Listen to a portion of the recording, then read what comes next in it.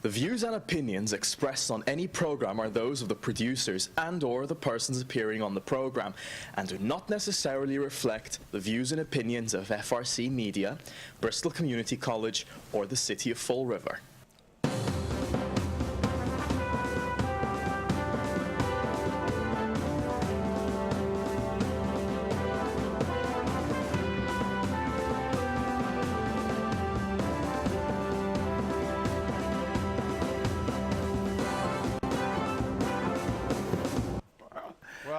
Welcome to Spindle City Straight Talk. I'm Chip. And I'm CJ. And it's a Wednesday, after the City Council meeting. So we've got so much to talk about today. We just got to get right to it. It's crazy, I'll tell you right now, because 2.5 hours about Windows. And guess what? Ooh. It's been solved. The case has been solved. It has been solved. They have cured the problems of Fall River. And I'll tell you now that our viewers are going to be upset because we are not on live. For some reason, the feed isn't going out. We've been having some technical difficulty here at the studio for a while, but I'm sure that they will fix that problem shortly. Maybe sabotage. But yeah.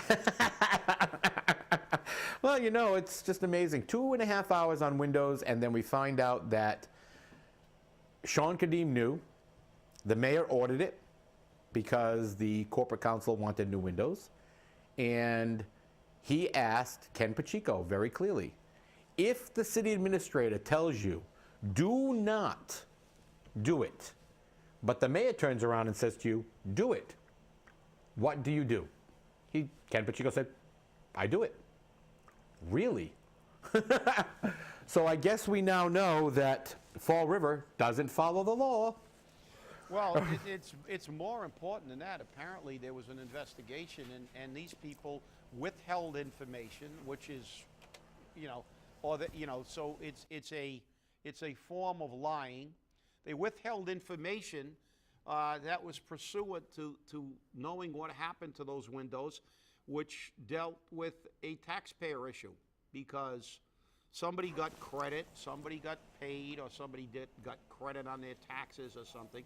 And also, it's mismanagement of government. It's malfeasance.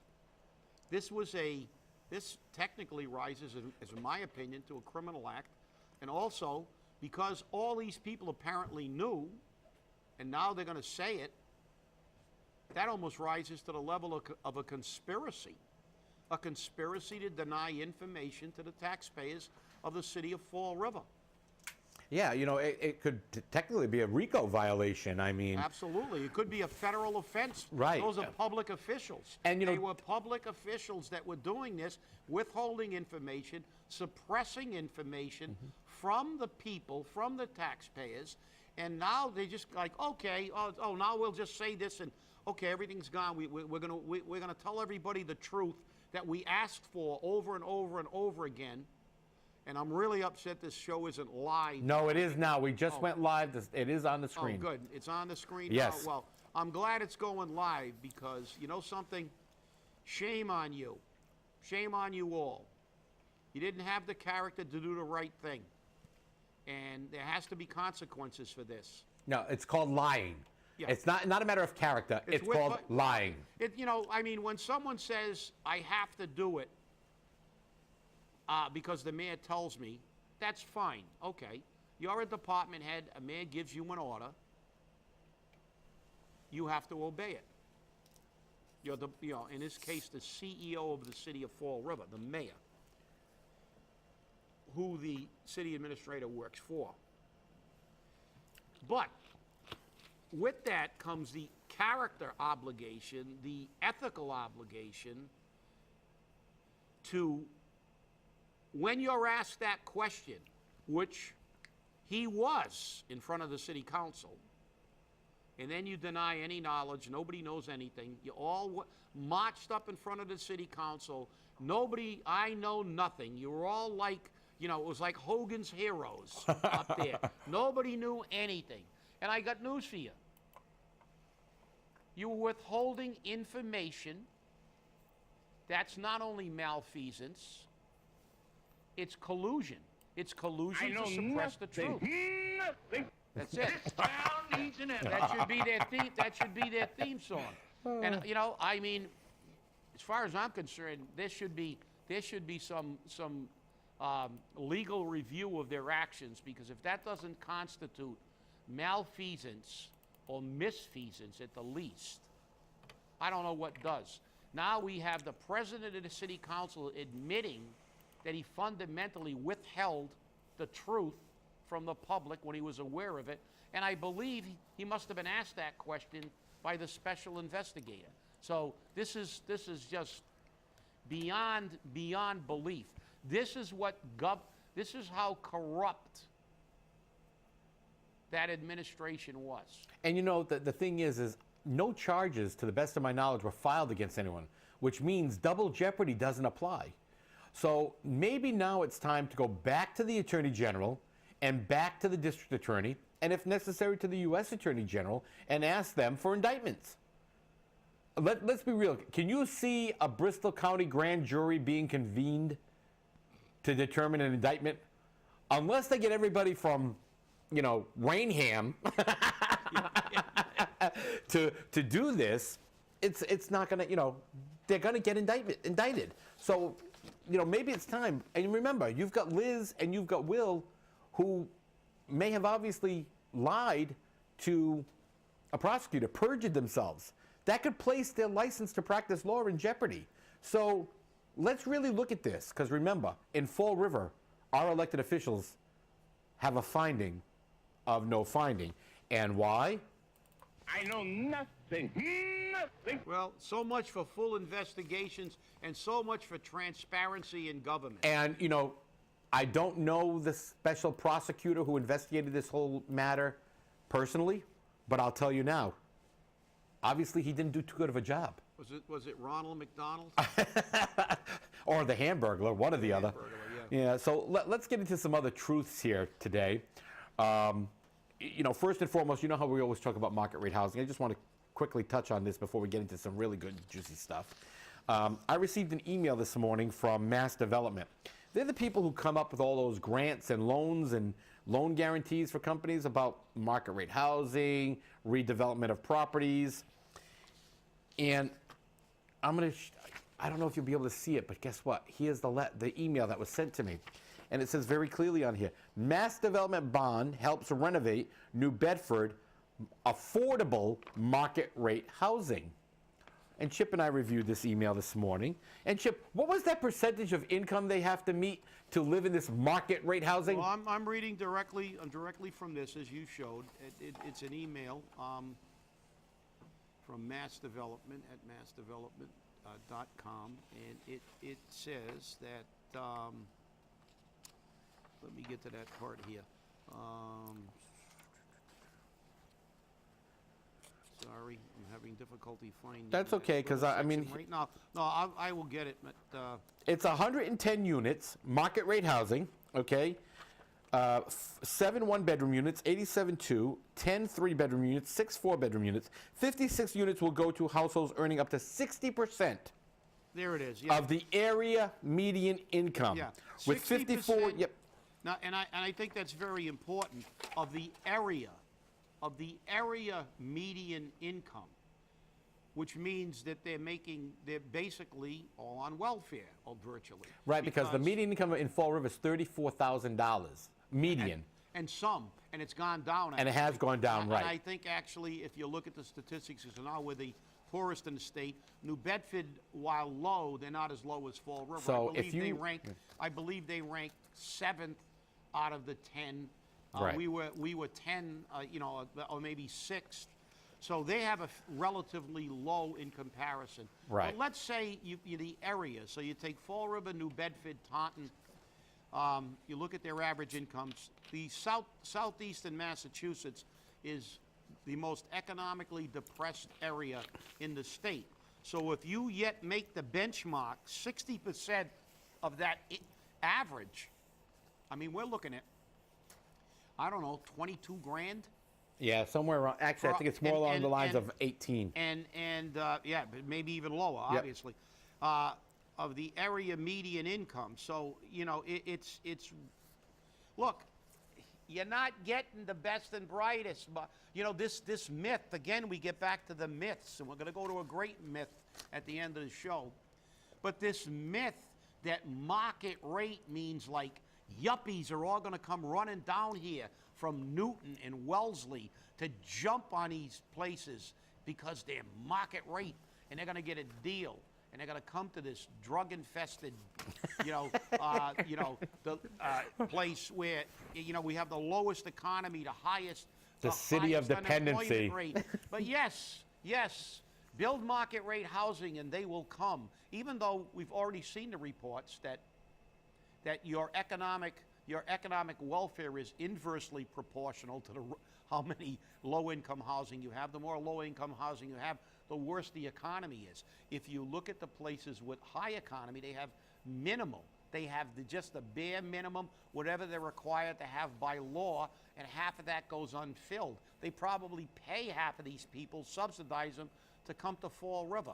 So this, again, but this is a subject we talk about again and again and again, and yet our mayor, our city council, and of course our Office of Economic Destruction this is their greatest thing.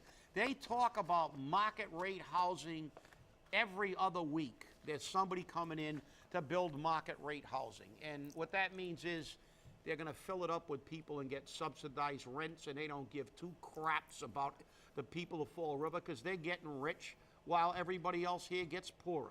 And that's the bottom line. I had a meeting with the mayor yesterday at 10 a.m. I was surprised that it actually still went on based upon the debacle of a snowstorm we had. And I discussed this, and I said, you're pushing all of this market rate housing, and, if you build it, they will come type of attitude. I said, but let's see what we've built. Let's have a reality picture. And I actually brought someone with me because I wanted a witness to, and the mayor brought Faust Fiore. And I said, we have the highest number of drug treatment facilities around. We have more methadone centers. We have the services in place. And with those services, you wonder why Barnstable wants to ship their homeless and their drug addicts to Fall River? You want to make it so every police officer, every fireman, every school teacher, every person carries Narcan. You want to enable this behavior. You'll notice I said enable. So you want to make it so that when they come to Fall River, they can shoot up, overdose, and some guy walking down the street is going to squirt them up the nose with some Narcan, and up they go, and away they go again. This is the problem. We've created the situation. The mayor's response was, and that's why I'm cutting down social service programs in the community development block grant money. This year it's going to be 4%. Next year it's going to be 8% until we're down to 15%, which is the maximum amount allowable by law. We're operating under a waiver for 42 years. That 42% of the budget had gone into social service programs. If that money had gone into infrastructure, we may not be where we are today. And he's very right. I mean, if we didn't dump so much money into social service, we wouldn't have this issue. But using the Pereira principle,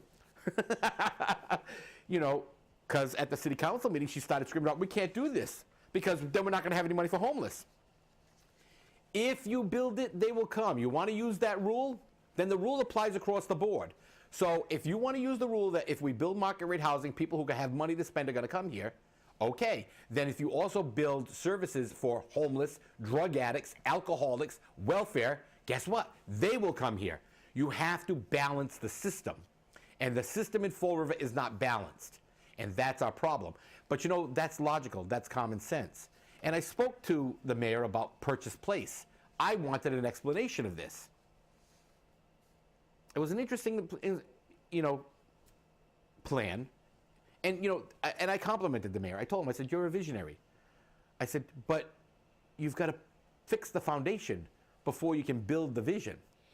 And, I think that we have a problem in that he wants to take Purchase Place, otherwise known as Purchase Street project, to create a path running from Purchase Street down Bank through Heritage Heights Harbor Terrace, right down to the waterfront, because he wants to connect the waterfront to the central business district. And he also wants to connect Columbia Street to the waterfront to make the three districts create a triangle. I guess we're going to be the Fall River Triangle. Well, you know, you're right. But, you know, this is, you know, we don't need a visionary here. This is not, you know. This isn't Disney. This is not Disney World. You know, this is not Think It.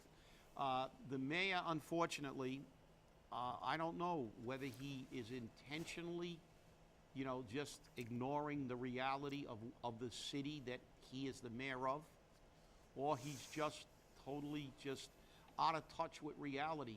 He wants to build a city for the yuppies, and the yuppies will come, and the people with money, because we have walkways, and we have this, and we have that. No, they don't. You think people are going to leave Newton to come to Fall River?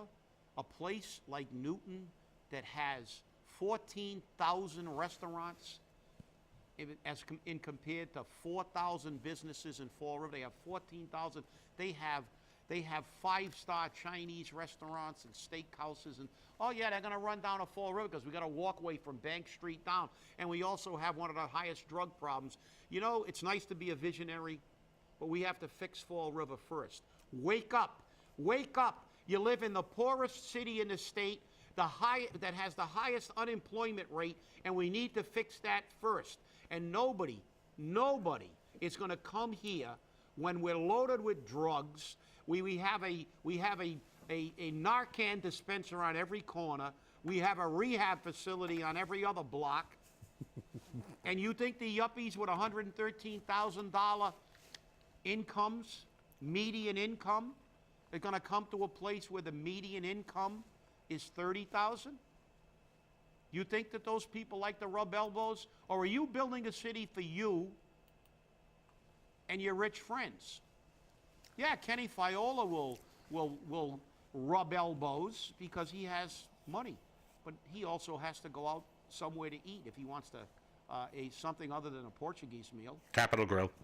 Capitol Grill, yeah, that's what they all mean. But you know, I don't know. There's a total disconnect here. Well, you know, it's like we're building Xanadu. Oh, I have a message for that. Yeah, Samuel Taylor Coleridge. That's right. His epic poem. You know, Kubla Khan. You know, and Xanadu, a stately pleasure dome decree.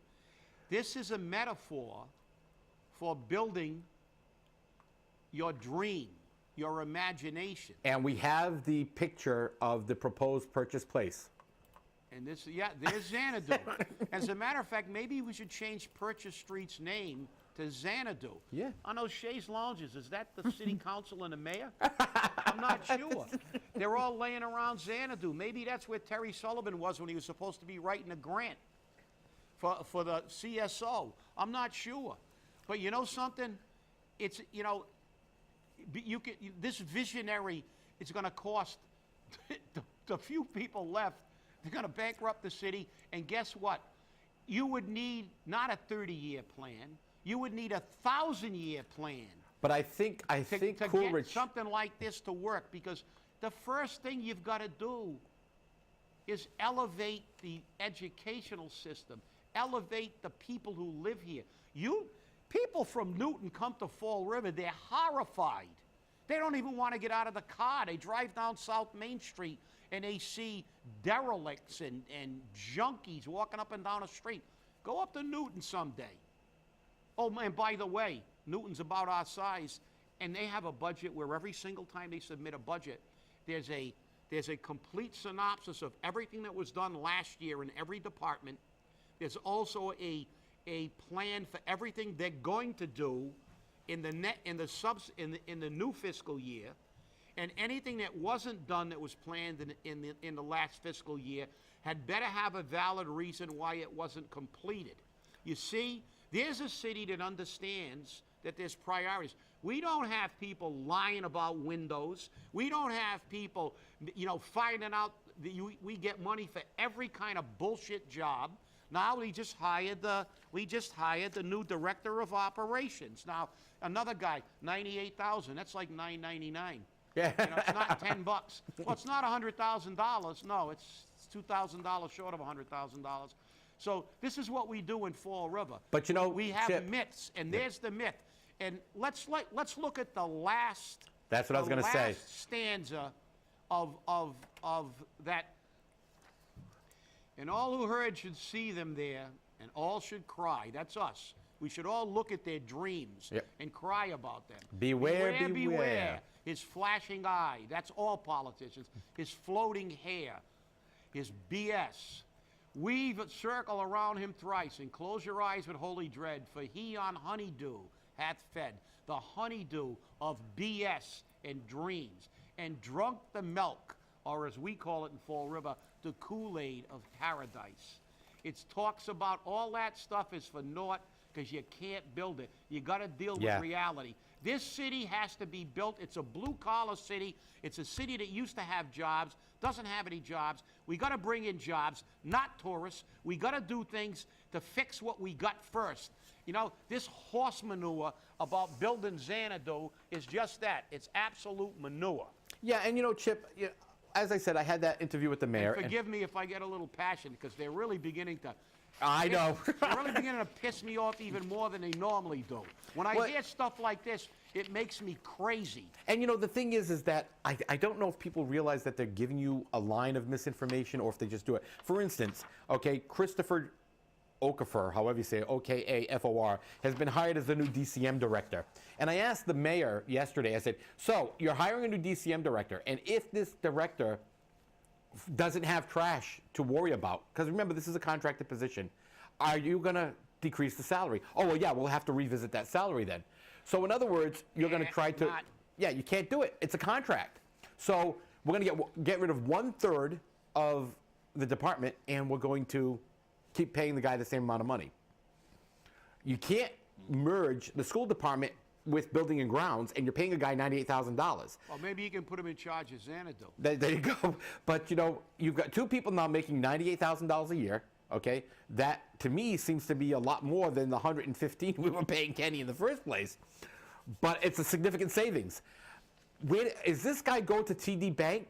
Is that where he learned? Because, you know, recently they reported on those change counters at TD Bank, they were ripping people off like $40 a pop. Now look, it's not new, CJ. Just look at the beating that Gina Raimondo's taken about about wasting $500,000 on cooler and warmer. Yep. And it's still in the news. It's on the news every night. Yeah. The people in Rhode Island are outraged about They're ready to... And people throughout the country are outraged because you know something? All government knows how to do is weave myths like Xanadu and build pleasure domes, because that's what these are. These are pleasure domes, a metaphor for their imagination. They imagine that if they make Fall River look pretty, people will come. Well, guess what? If you put a lipstick on a pig and parade it around in a dog show, most of the people at the dog show will know it's a pig. I hate to tell you that, but that's the way it is. You're not gonna bring people to Fall River by building walking paths from Bank Street down to Heroin Heights. I'm sorry. Stop laughing. You're making me laugh because it's true. I hate to say it, but look, we're delusionary. We're talking about the tourist corridor. It's like, no, to hell with containerized shipping. Why would we want something that actually brings jobs and revenue to the city? No, we don't want that. We want to have tourists come to Fall River to do what? To look at Point Glory and say, hey, this was built. This is our pleasure dome. It was built as high-end condos. And now it's Section 8 condos. And it's like, this is our Xanadu. And it's like, you know, it's bizarre. And people are getting fed up. It's tiresome. You know, the council spent 2.5 hours talking about windows. How do you build a building with 75 different sizes of windows? You know, when it's a public building. This is getting to be nuts. We can't write this stuff. What are we you doing? can't write it. We went out and bought the windows over at the dump. We built the building around the windows. It's like, yeah, well, I got a door somewhere. Should I build a house around it? It's like, this is the way the city works. Yeah. And it's like, they're crazy. And you wonder why this city's gone into the toilet. It's like, and everybody moved out. It's like, why? Because, look at this, and they try to tell you that these things are valid, and they continue this myth over and over again. 20 years they've been working on tourism. 20 years they've been working on tourism. You know, and I turned around, I told them, I said, you know what, people don't like me because I use a sledgehammer instead of a feather. Well, how come you have to use a sledgehammer? Because for 20 years, you're still beating your head against the wall. And we're still making the same mistakes. I mean, you know, we're going to go into, you know, Susan Bump. Susan Bump, you know, and she said, quote, we were greatly encouraged by those changes which we here are now being undone. Well, you know, the thing is that this city never, ever gets it. You know, you know, you go back to healthcare. They lost money, they misappropriated money, then 10 years later they do it again. Then we find out they're doing it again, and then they have 25 accounts that are dormant. We have nobody that knows any accurate numbers. Now we have the ultimate revelation that we're always negative. But guess what? It's not negative. It's being realistic. The fact is, we have now been told by the president and the city council that they lied to us. They lied. They lied to everybody. They sat up there, and I talked about character. And like I said, when the department head says, the mayor told me to do it, and I did it because I was told to do so, I can understand that. That's his, that, you know, he didn't want to take a stand and say, I don't think it should be done, and, you know, and I might lose my job for it, but I'll go in front of the council and plead my case. Okay, he did what he was told. He could say, my boss told me to do it, and I did it.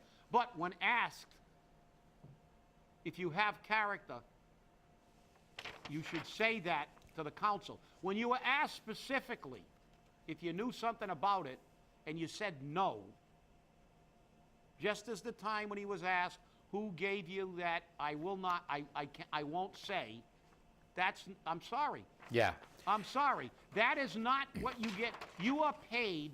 The mayor may be your boss, but we're the mayor's boss. That's right. You work for the taxpayers of the city of Fall River. And when the taxpayers get screwed, you have not only a fiduciary obligation, but a legal obligation to tell the damn truth. And here's the thing that gets me about Suzanne Bump's thing. This is something we talked about a while back. The city went for refinancing of their debt, okay? And they were looking for refinancing of $25 million, I believe. $25 billion? Yeah. $25 million in refinancing. The city plans a total refinancing package of about $29 billion, which is projected to save $3 million. Well, that's formula math right there. There you go. There's government. You're not saving $3 million. It's like taking your car payment and financing it over 50 years, so you pay less. So your car payment went down from $100 a month to $1.25. But if you pay $1.25 for 1,000 years, you've paid a lot more than you would have paid by paying off that loan in 3 years. Exactly. This is another government myth. Refinancing saves money.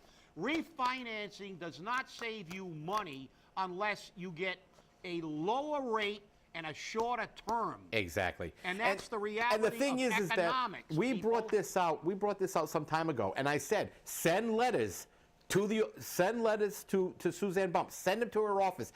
Deny the city the right to do this, because all they're doing is they're spending your money over the long term. This can't happen. It can't, and we have to stop it now. Well, stay angry, and the next time you see a pig with lipstick, it's not a dog. No matter what they say.